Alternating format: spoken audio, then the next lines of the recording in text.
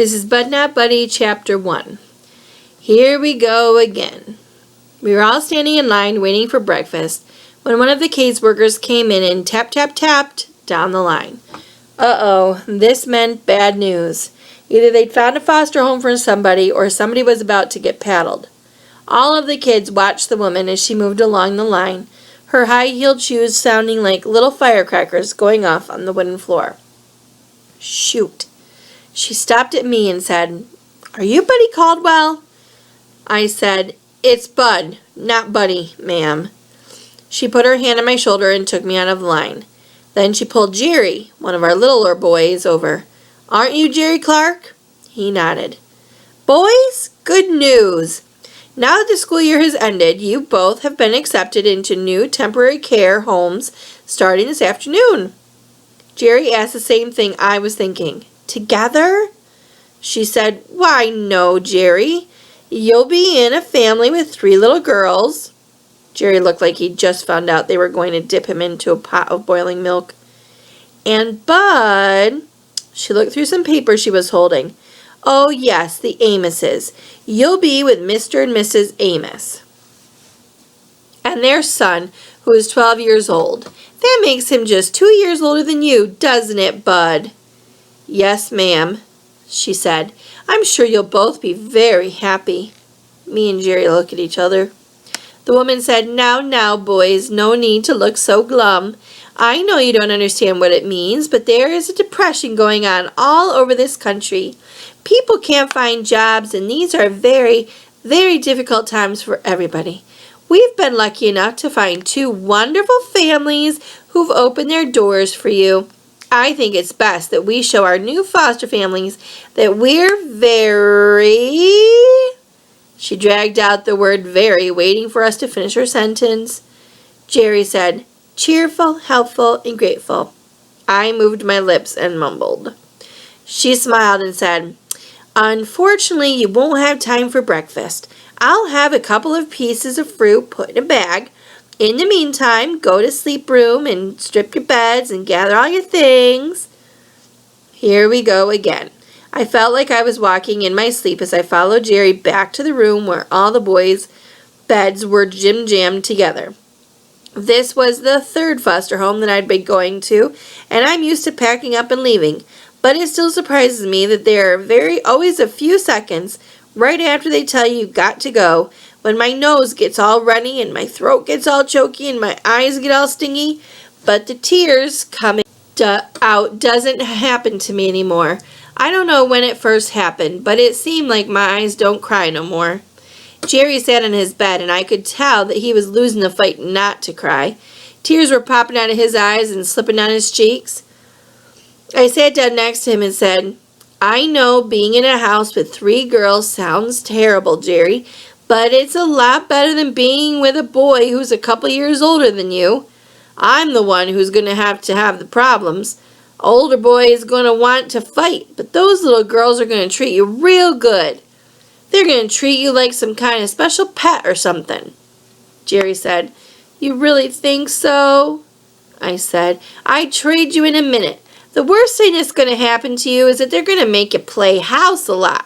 They'll probably make you be the baby and will hug you and do this kind of junk to you." And I tickled Jerry under his chin and said, "Gaga goo goo baby weeby." Jerry couldn't help but smile. I said, "You're gonna be great." Jerry looked like he wasn't so scared anymore, so I went over to my bed and started getting ready. Even though it was me who got in a lot of trouble, I couldn't help but feel sorry for Jerry, not only because he was going to have to live around 3 girls, but also because being 6 is a real rough age to be at. Most folks think you start to be real adult when you're 15 or 16 years old, but that's not true. It really starts when you're around 6. It's at 6 that grown folks don't think you're a cute little kid anymore.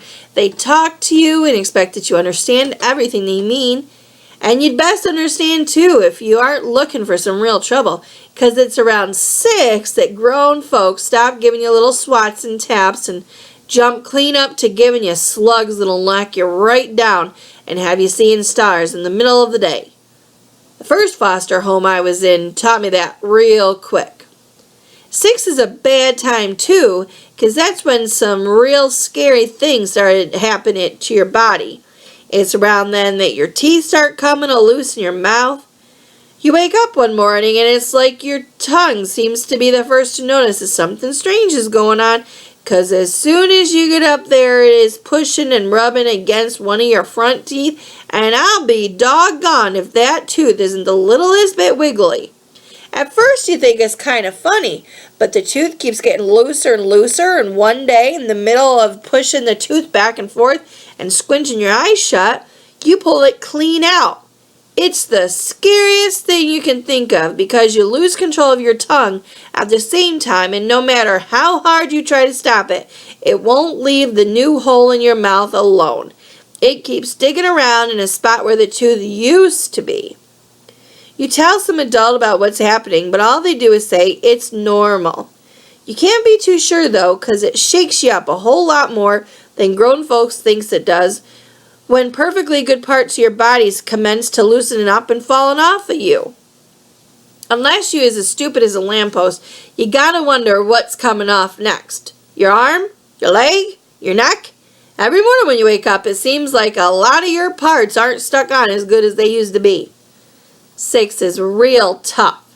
That's how old I was when I came to live here in the home.